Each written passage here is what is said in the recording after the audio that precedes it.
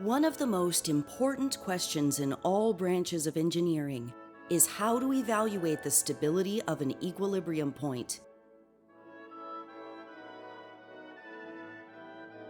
In order to understand the concept of an equilibrium point, let us first consider an example of something that is not an equilibrium point. This is not an equilibrium point because the moment we allow time to move forward, the ball will roll down the ramp. On the other hand, this is an equilibrium point because as time moves forward, the ball will remain where it is. This is also an example of an equilibrium point, in that the helicopter will continue to stay at the same altitude. This is another example of an equilibrium point, but a very dangerous one. In theory, this ball should remain at the top of this hill. In reality, however, the moment there is even the slightest breeze, the ball will roll down the hill.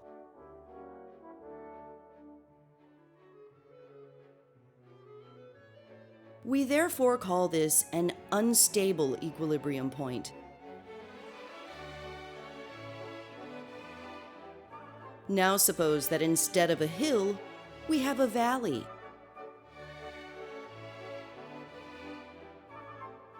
The bottom of this valley is also an equilibrium point, but it's a very different type of equilibrium point than we saw before.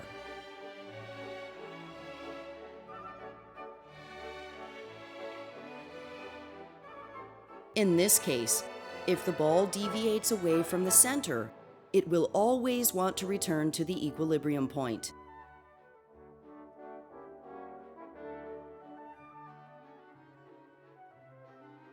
We therefore call this a stable equilibrium point.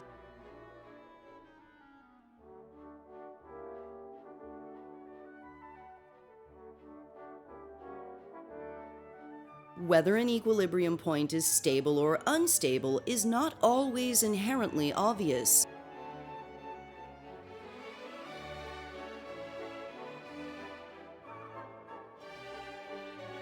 In an actual helicopter, the altitude is controlled by adjusting the pitch of the blades. But for this particular example, let us assume that the pitch stays constant.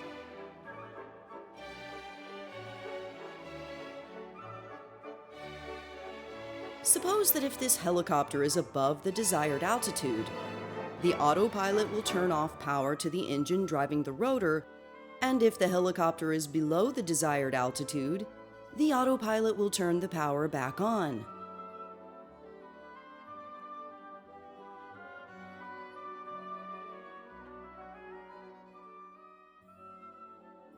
The helicopter keeps overshooting and undershooting its desired altitude, and these oscillations keep growing with time.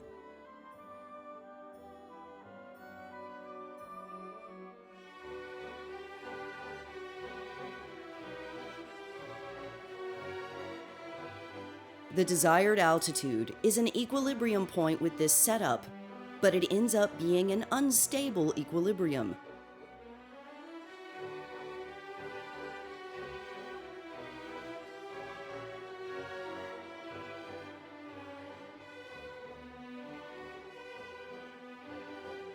At any moment in time, the state of a system can be represented with a vector.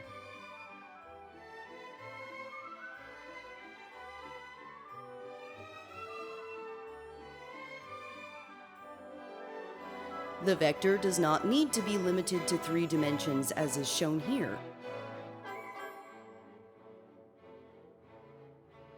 We can have as many dimensions as there are variables describing the system.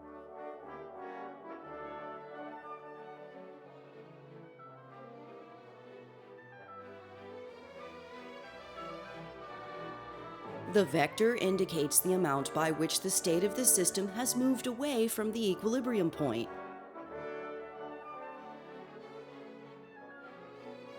For example, If the rotor speed is faster than its equilibrium value, the amount by which it's faster is represented by the coordinate on this red axis.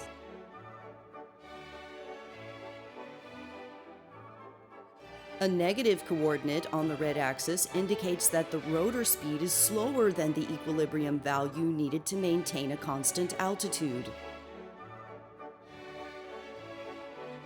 Most scenarios in real life fall in the category of what we call nonlinear systems.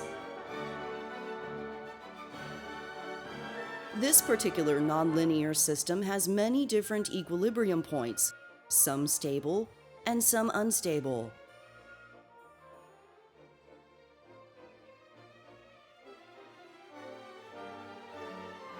Even for the stable areas, the ball can escape if it deviates far enough away from the equilibrium point.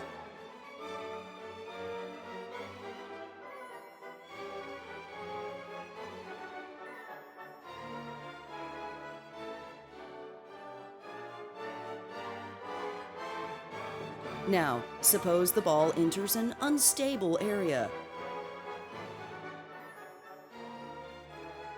Even regions of instability can have small, stable areas inside them.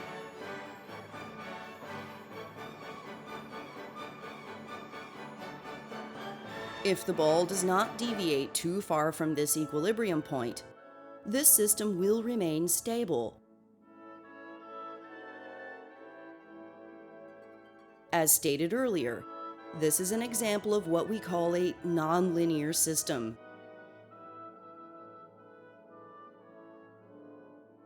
If the deviations from an equilibrium point are small, any nonlinear system can be approximated by a linear one. When we create a linear approximation, we are ignoring all parts of the system away from the equilibrium point.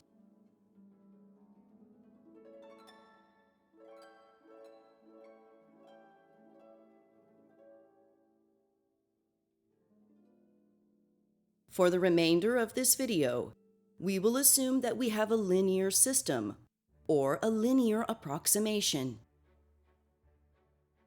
An example of a linear system is a mass on an ideal spring.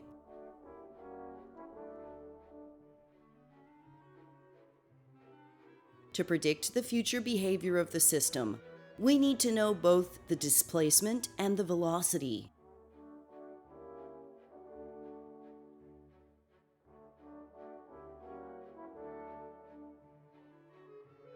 These can be represented as shown with this blue vector.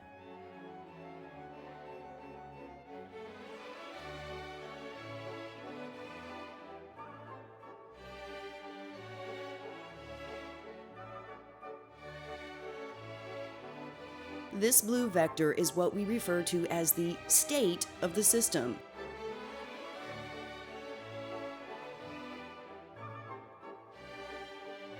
The rate at which the blue vector is changing can be represented with another vector.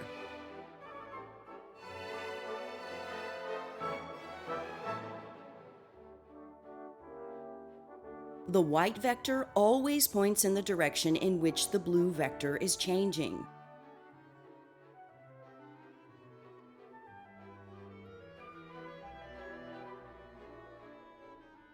Another way of saying this is that the white vector is the derivative of the blue vector with respect to time.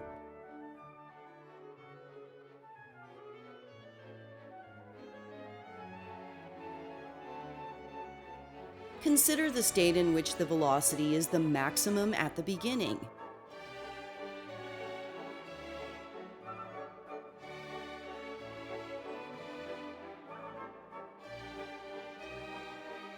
Now consider the state where the displacement is the maximum at the beginning.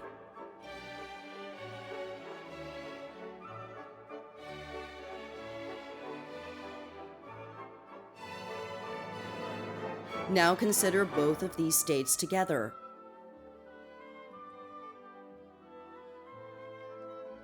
Suppose we had a state at the beginning which simultaneously had both this displacement and this velocity.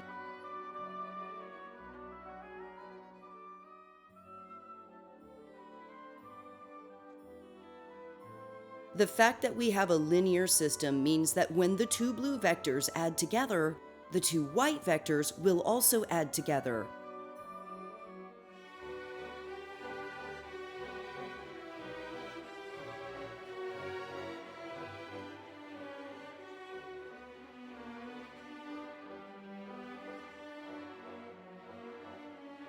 The sum of the two original systems at any moment in time is always the state of the new resultant system.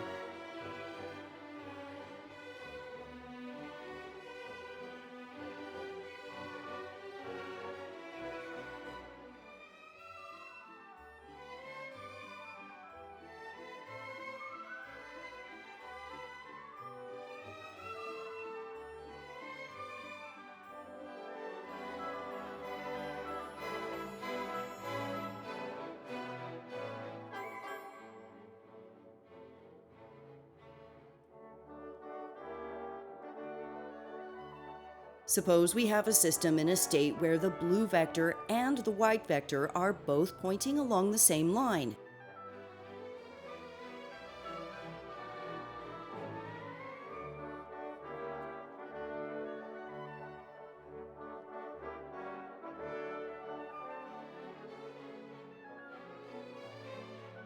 Each time this is the case, the white vector is equal to the blue vector multiplied by a number.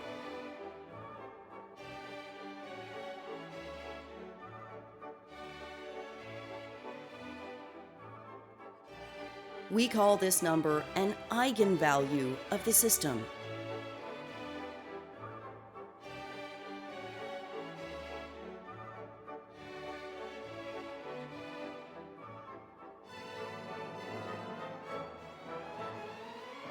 In this example, both eigenvalues are positive real numbers.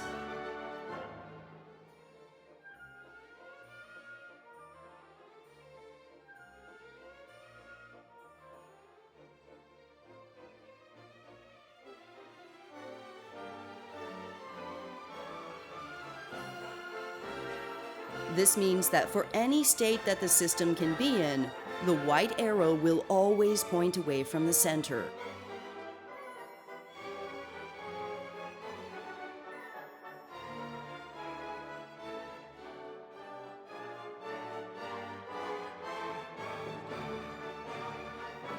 This means that the system will always move away from its equilibrium point.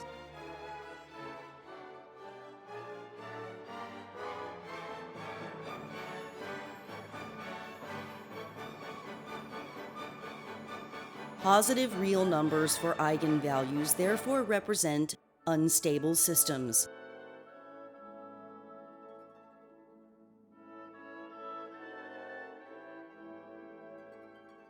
Now let us consider a system where all the eigenvalues are negative real numbers.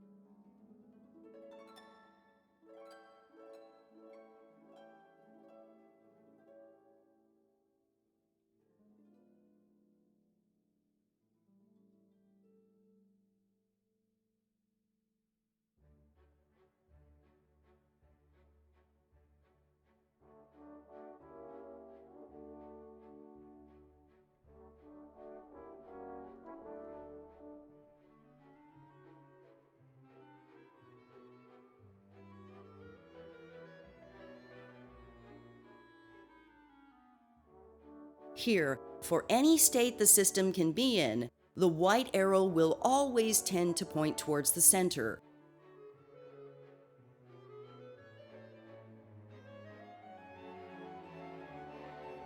This means that the system will always move towards its equilibrium point, and the system is stable.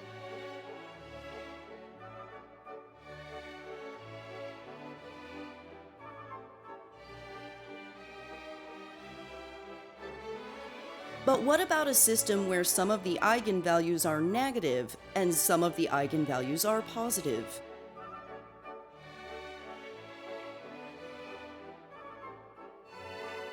States associated with the negative eigenvalues will move towards the equilibrium point.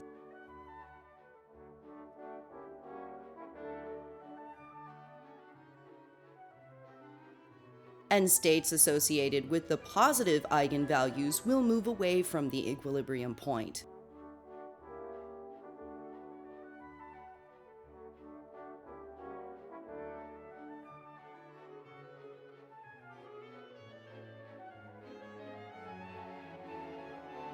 If the system contains even a single positive eigenvalue, the system as a whole is unstable.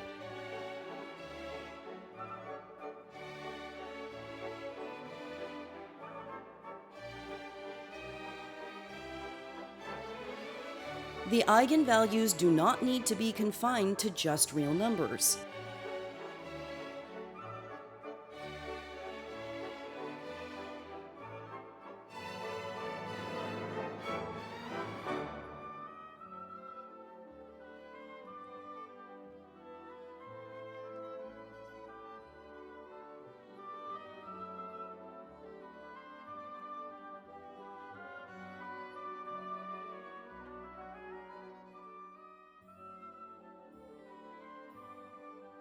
Here is a system where the same blue vector has two different eigenvalues, both of which are imaginary.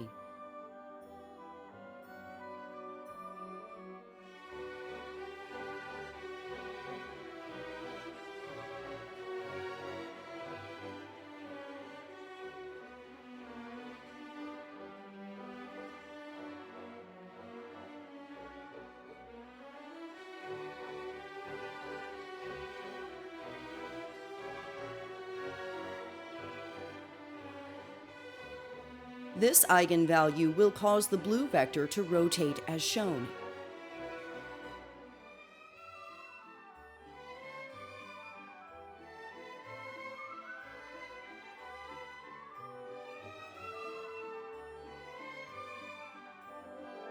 This other eigenvalue will cause the blue vector to rotate in the other direction.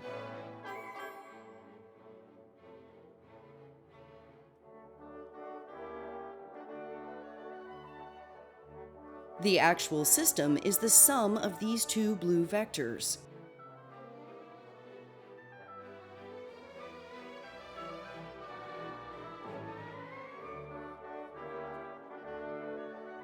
The sum is always a real number.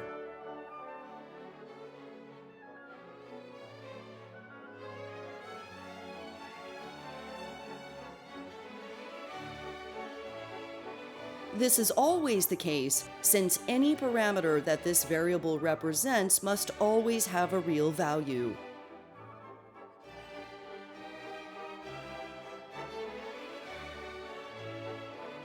What is shown here is just one of the variables of a system, and this variable keeps oscillating.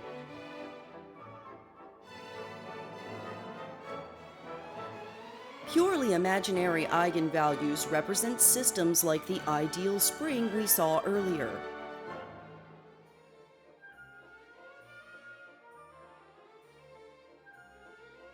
But what if our system has an eigenvalue with both a real and an imaginary component?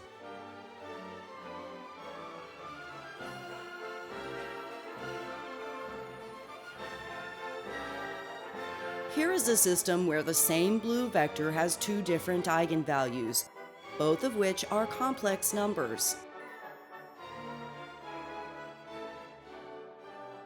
The real components of both eigenvalues are positive.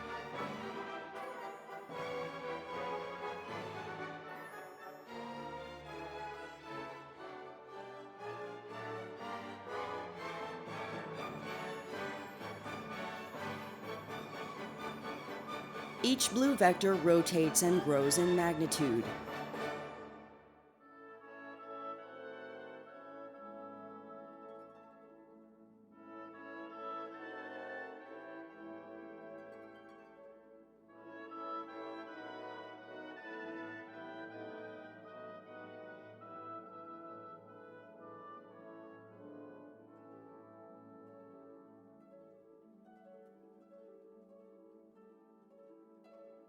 The actual system is the sum of the two blue vectors.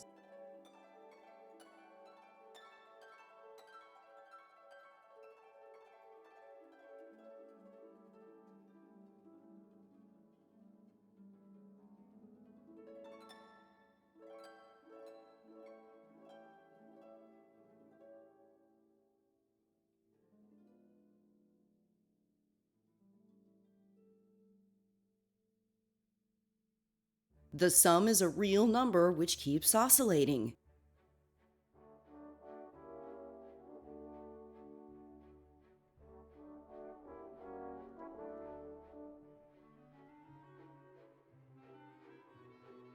But unlike in the previous example, the magnitude of these oscillations keep growing with time.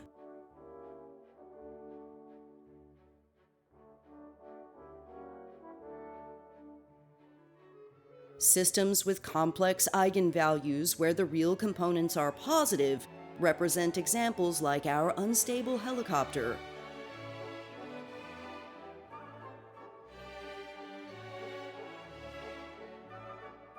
Here, the magnitude of the oscillations keep getting bigger.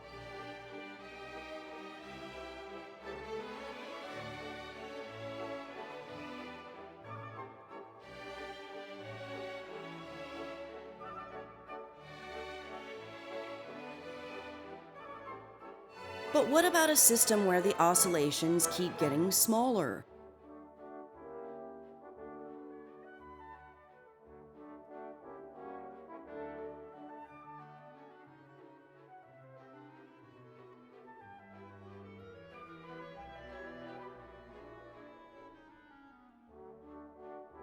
If the oscillations keep getting smaller, the eigenvalues must have a special property.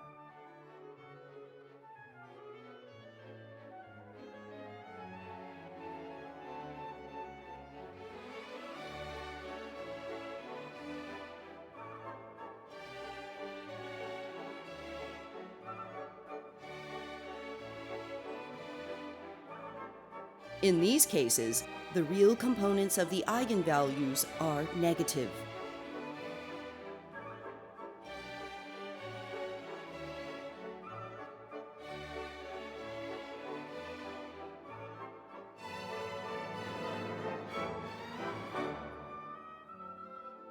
As before, the actual system is the sum of these two blue vectors.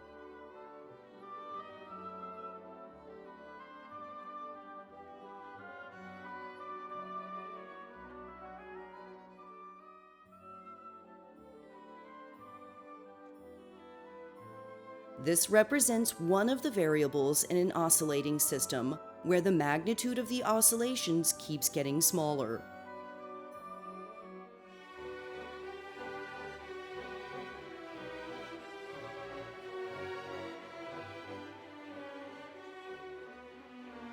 If the oscillations keep getting smaller, then this represents a stable system.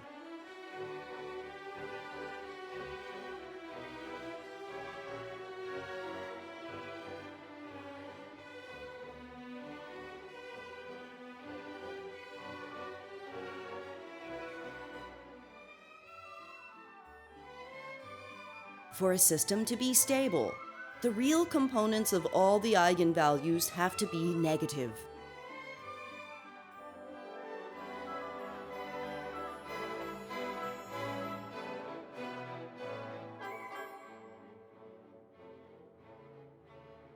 More information about eigenvalues is available in the video Eigenvalues and Eigenvectors. More information about imaginary numbers is available in the video Imaginary Numbers, Functions of Complex Variables.